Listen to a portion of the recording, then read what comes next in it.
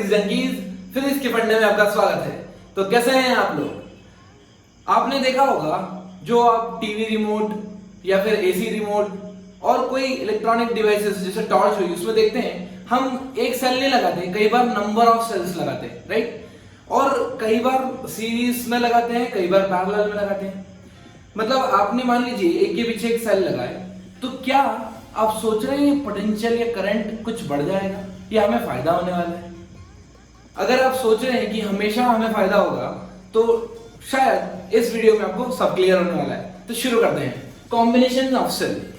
मान लीजिए कि एक सेल है जिसका ईएमएफ गिवन है, इंटरनल रेजिस्टेंस गिवन है और वो लोड के क्रॉस कनेक्टेड है 4 ओम, राइट?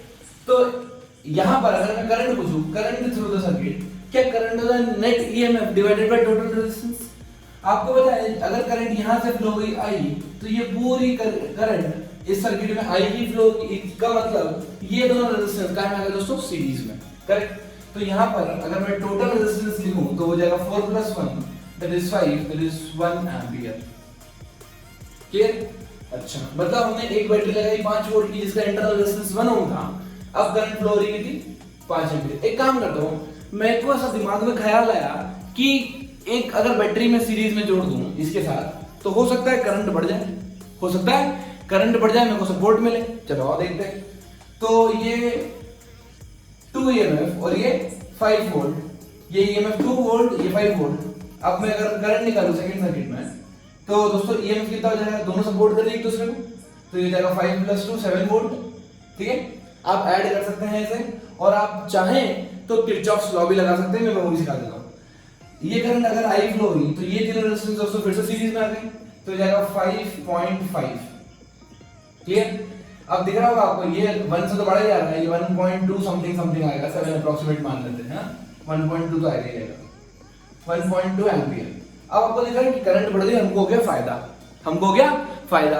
अच्छा, पहले काम करते हैं, हम आई निकालना सीखते हैं किरचॉफ्स वोल्टेज लॉ से। मान लीजिए यहां से स्टार्ट करते हैं, ऐसे चलेंगे तो ये हायर टू लोड जा रहे हैं, ये हायर टू लोड जाएंगे, ये हायर टू लोड जाएंगे, ऐसे घूमेंगे, करेक्ट? चलिए शुरुआत करते हैं यहां से। प्लस से गए -4 आई, फिर यहां से गए 4.5 आई, प्लस से गए -1.5, सॉरी दिस इज 0.5, सो 0.5 आई, फिर यहां से गए माइनस से गए +2, फिर प्लस से गए -1 और माइनस से गए +5।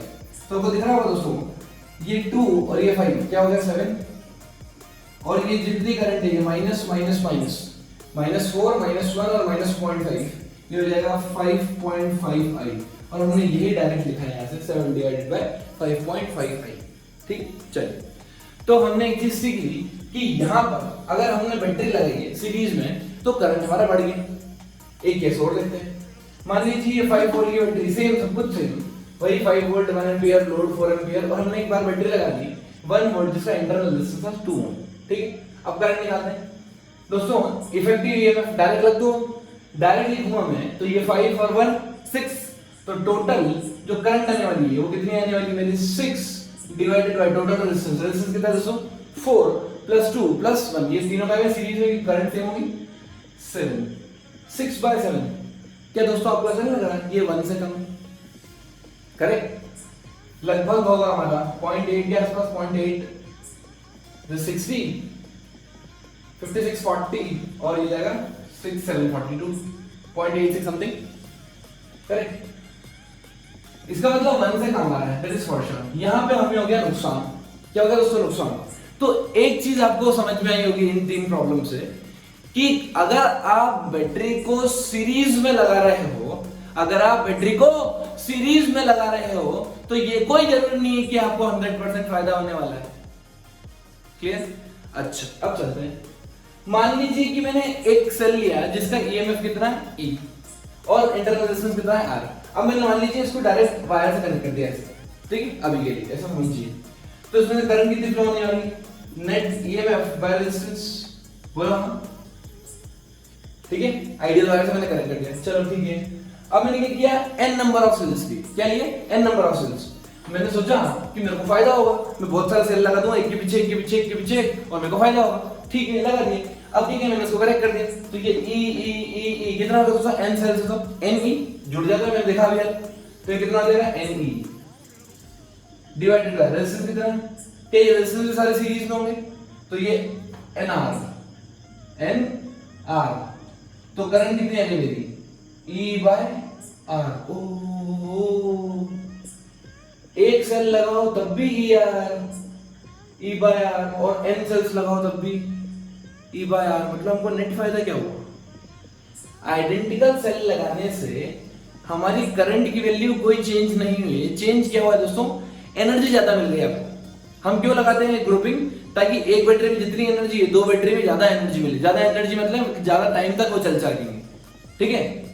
चलिए, तो एक चीज कि हर बार आपको कॉम्बिनेशन लगाने में फायदा हो ये कोई जरूरी नहीं है, नुकसान भी हो सकता है, लेकिन डिपेंड करता है कि आपका यूज क्या है वहां पर, इसलिए हम कॉम्बिनेशन ऑफ सेल्स लगाते हैं। क्लियर?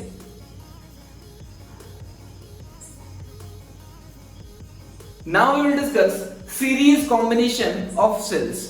यहां पर हमें EMF E1 internal resistance R1, EMF E2 internal resistance R2, ऐसे बहुत सारे सेल्स गिवन है, राइट।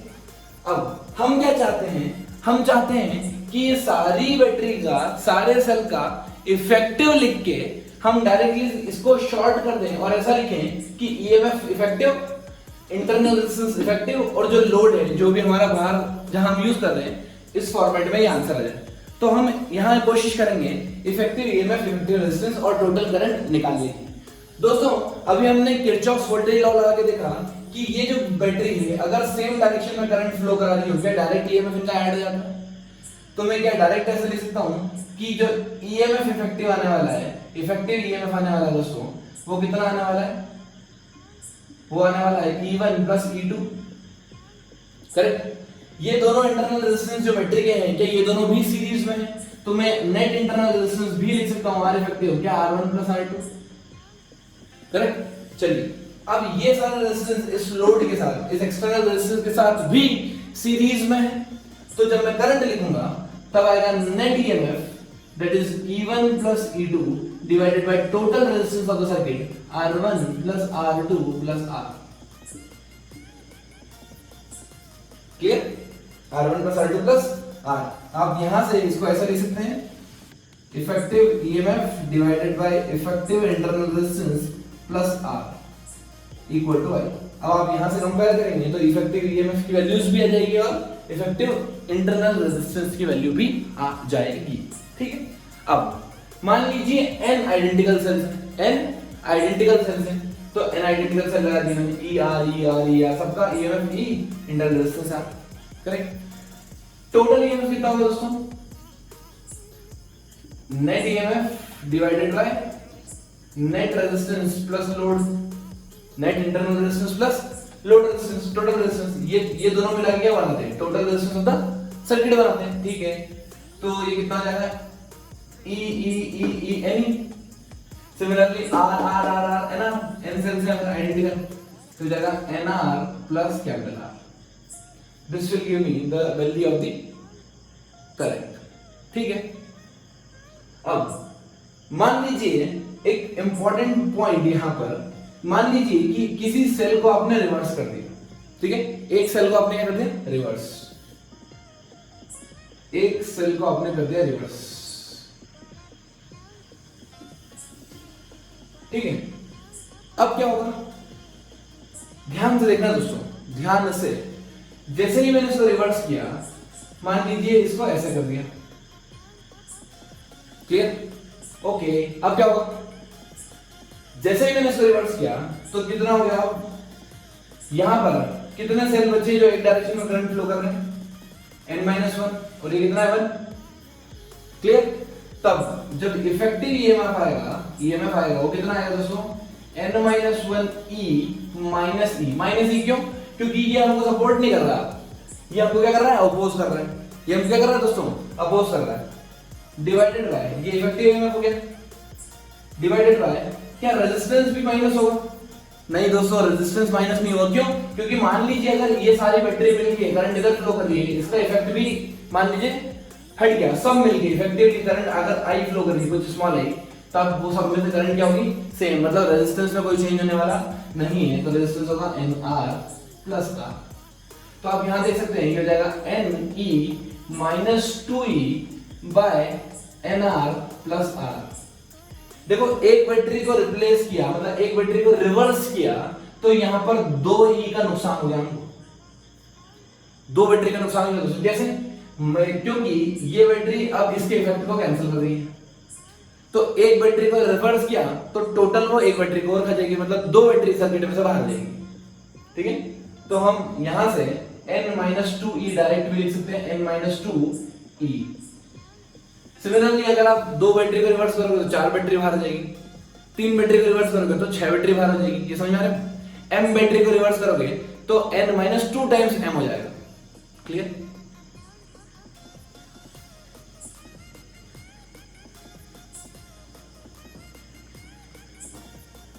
तो आइए दोस्तों, अब हम देखते हैं parallel combination of cell, parallel grouping. Right, parallel grouping में क्या होता है दोस्तों, सेल अब हमने पैरेलल में लगा दिए। ठीक है, चलिए मान लेते हैं EMF E1 resistance R1, EMF E2 resistance R2 ये लोड है। ठीक है, मैं मान लेता हूं यहां से करंट फ्लो हुई I1, यहां से करंट फ्लो हुई I2 और नेट करंट फ्लो हुई I1 प्लस I2।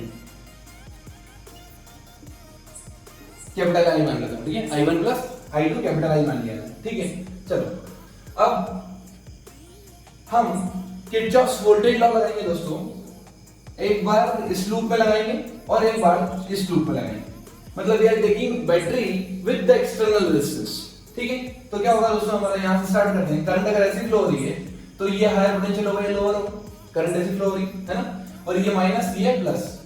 चलिए, सो प्लस से गए minus, minus I1 R1, minus से गए प्लस, प्लस E1, फिर प्लस से गए माइनस, करंट इधर फ्लो हो रही है तो ये जाएगा minus capital I into R।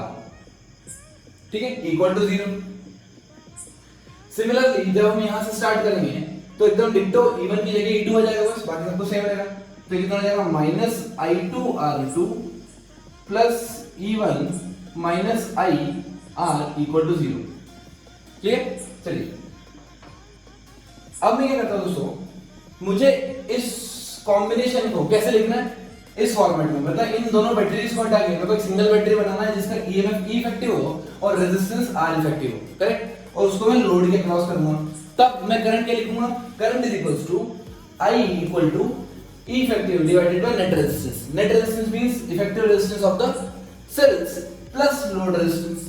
ठीक है, चलो तो मैं इस फॉर्मेट में लगाने के लिए एक काम करता हूं, इसको फर्स्ट वाली इक्वेशन को E1 R1 से डिवाइड करता हूं और सेकंड वाली इक्वेशन को R2 से डिवाइड करता हूं। तो ये कितना हो जाएगा, मैं यहां पर लिखता हूं E1 by R1, E1 by R1। अब इसको मैं माइनस माइनस को उधर भेज दूंगा। ठीक है, माइनस R1 को उधर भेज दो, इसको यहीं भेज दो, ये हो जाएगा minus IR is equal to I1। देखो दोस्तों मैंने क्या किया, R1 से पहले पूरी इक्वेशन को डिवाइड करते हैं, तो कितना हो गया, I1 bye R1, I1 bye R1, तो R1 R1 कैंसिल, ये जाए E1 बाय R1 और ये जाएगा IR बाय R1। ठीक है, अब ये प्लस, ये माइनस और ये वाला जो माइनस था वो उधर चले गया तो प्लस हो गया। ठीक है, सिमेट्री से मैं ये भी लिख सकता हूं E2 by R2 minus IR by R2 is equal to I2।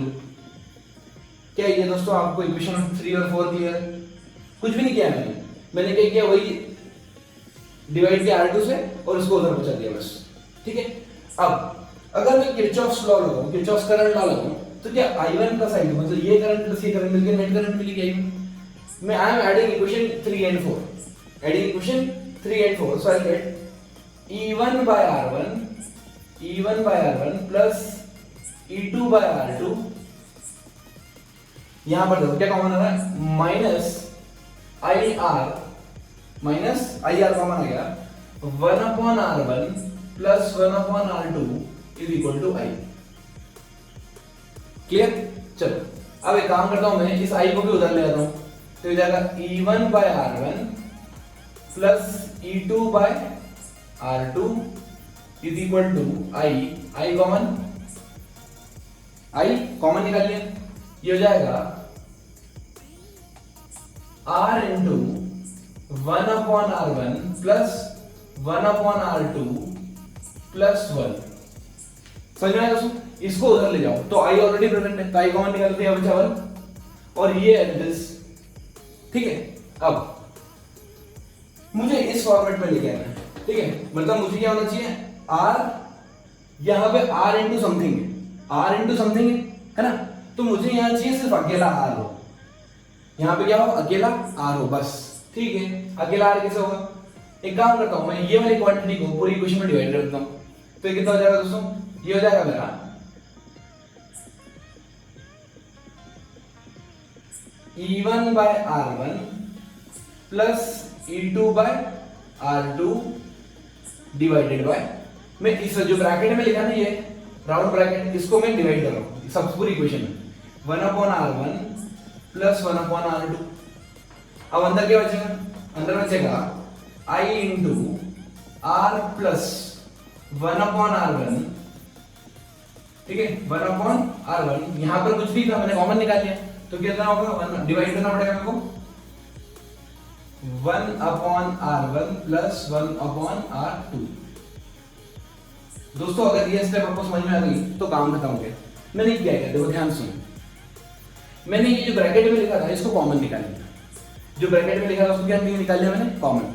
जब भी कुछ चीज कॉमन निकालते हैं तो यहां से ये चीज बाहर आ गई, तो कितना हो गया, ये I R divided by something, मतलब ये I, मैंने ये वाली क्वांटिटी बाहर निकाली ब्रैकेट के। ठीक है, जैसे ब्रैकेट के बाहर निकाली तो ये बचा R, लेकिन यहाँ पे 1 था, यहाँ पे क्या था दोस्तों 1, तो मेरे को उस चीज से डिवाइड करना पड़ा। ठीक है, अगर मान लो मैं इसको वापस मल्टीप्लाई करता हूँ, इस टर्म को उठा के मल्टीप्लाई करता हूँ, तो ये तो एज इट इज हो जाएगा और ये ऊपर जाके ये कैंसिल हो जाएगा, तो वापस 1 मिल जाएगा मेरे को। ठीक है, मैंने क्या किया, इस टर्म को कॉमन निकाल के डिवाइड कर दिया। ये चीज समझ में आ रही है आपको? चलो अब मैं कंपेयर करता हूं इस इक्वेशन से, किस इक्वेशन से, ये देखो, एक चीज मेरी ये आई है और एक चीज मेरी ये आई है, R प्लस ये है ना, ये R इफेक्टिव ऐसे है पूरी क्वांटिटी। अगर मैं इसको इफेक्टिव लिखूं, EMF effective EMF is equals to I into R plus R effective, ये होता है दोस्तों, इसको मैंने ऊपर मल्टीप्लाई कर दिया, net resistance load plus effective resistance of the in batteries. अब देखो, अगर आप इन दोनों को कंपेयर करोगे, अगर आप इन दोनों को कंपेयर करोगे तो बहुत इंपॉर्टेंट पॉइंट दोस्तों आ जाएगा, EMF इफेक्टिव हो गया मेरा E1 by R1 plus E2 by R2 divided by 1/R1 plus 1/R2। ये मेरा एक्सप्रेशन किसका हुआ, EMF का, जब भी सेल निकालना हो पैरेलल्स में।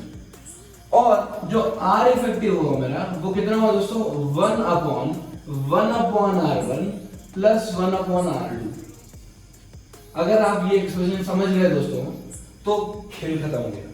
ये CBSE का फेवरेट क्वेश्चन है, कई बार वो पूछते हैं, और अगर आपको कॉम्पिटिटिव एग्जामिनेशन में भी आए तो आप या तो पोटेंशियल निकाल के 1 पॉइंट को 0 पोटेंशियल मान के नोडल एनालिसिस से कर सकते हैं, या फिर आप किरचॉफ्स वोल्टेज लॉ से कर सकते हैं, और अगर नहीं तो आप डायरेक्ट फॉर्मूला भी लगा सकते हैं। बट आपको ये याद रखना पड़ेगा, EMF यहाँ पर डायरेक्ट ऐड नहीं होता दोस्तों, हम डायरेक्ट EMF को ऐड नहीं कर सकते हैं, हमको क्या करना पड़ेगा, ये फॉर्मूला लगाना पड़ेगा, E1 by R1 plus E2 by R2 and so on. एक इंपॉर्टेंट पॉइंट जो हमको यहाँ पर ध्यान रखना है वो ये है कि यहाँ पर भी हमने जो करंट की डायरेक्शन मानी है वो सेम मानी है। अगर करंट की डायरेक्शन पलट गई तो हमको माइनस यूज करना पड़ेगा एक जगह पे, जो बैटरी आपने पलट ली है उसको माइनस यूज कर लीजिए, बाकी रेजिस्टेंस में कोई चेंज नहीं आएगा। ठीक है,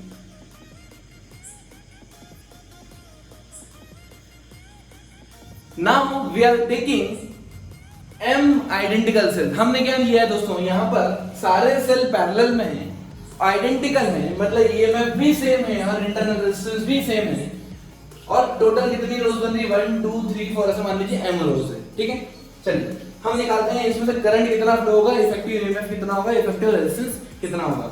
ये फॉर्मूला लगाते हैं दोस्तों इफेक्टिव ईएमएफ निकालने के लिए। क्या देखो E by R plus E by R plus E by R plus E by R कितने बार करना पड़ेगा? M by M times.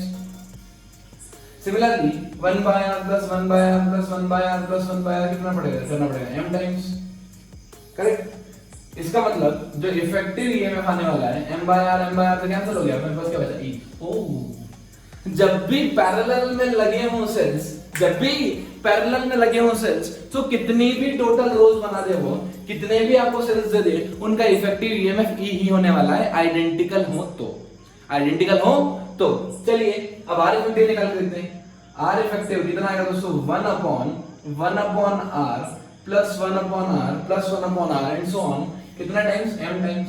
तो कितना हो गया? r by m। इसका मतलब ये जो नॉर्मल वैसे ही जुड़ गया जैसे रेजिस्टेंस पैरेलल में जुड़ते हैं।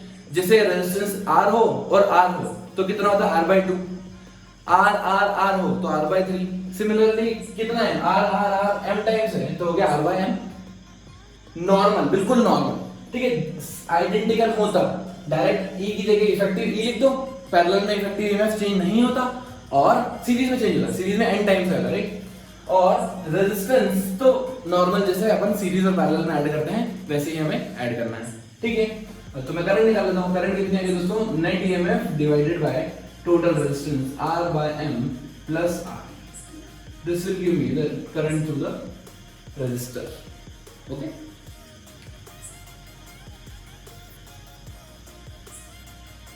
तो आइए दोस्तों अब देखते हैं इन सबका कॉम्बिनेशन। हम देखेंगे मिक्स्ड ग्रुपिंग ऑफ सेल्स। हमने क्या किया? आइडेंटिकल सेल लिए हैं और उनकी हर एक रो में कितने सेल लगा दिए? ऐसे n सेल्स लगा दिए। मान लीजिए बहुत सारे सेल लगा दिए हमने, n सेल। सिमिलरली ये स्पेसिफिक पैटर्न हमने कितने टाइम्स कॉपी किया है? m टाइम्स कॉपी किया है, ठीक है। हमें निकालना है कि इफेक्टिव ईएमएफ कितना है, इफेक्टिव इंटरनल रेजिस्टेंस कितना है और करंट थ्रू द लोड कितना, करंट थ्रू द रेजिस्टर जो एक्सटर्नल रेजिस्टेंस है वो कितना फ्लो हो रहा है। तो शुरू करते हैं। हमें पता है कि सबसे पहले एक काम करते हैं, ये इस एलिमेंट को सॉल्व करते हैं। इस एलिमेंट को सॉल्व करें तो कितना हुआ दोस्तों? ये सीरीज में है तो इफेक्टिव ईएमएफ n हो जाता है, याद है आपको? बहुत ही बढ़िया। सिमिलरली अगर रेजिस्टेंस की बात करें तो वो nr हो जाएगा।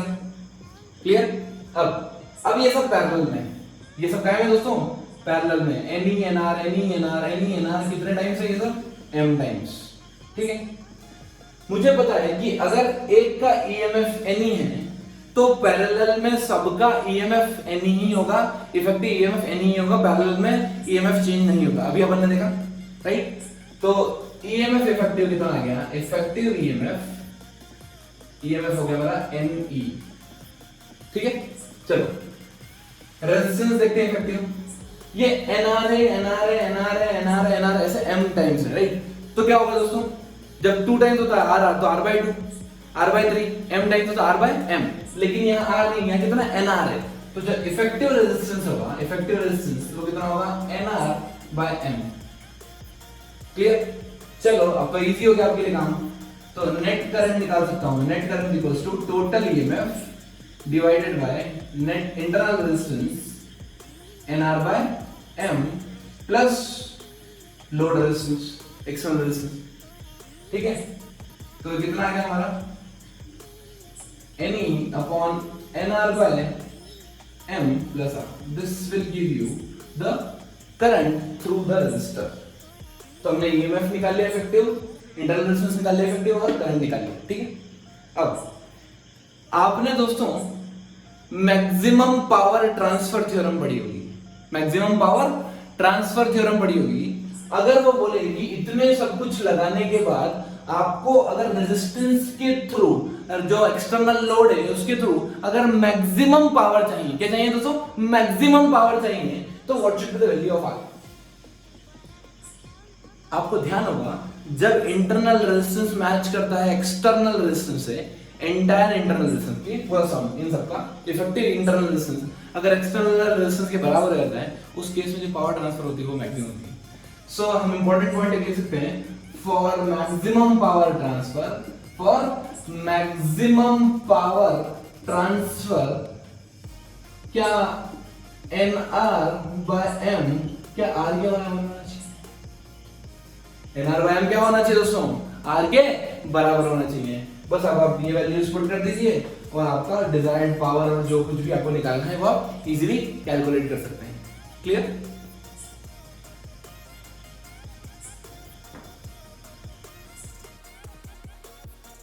समुद्र को यह घमंड था कि वो पूरी दुनिया को डुबा सकता है।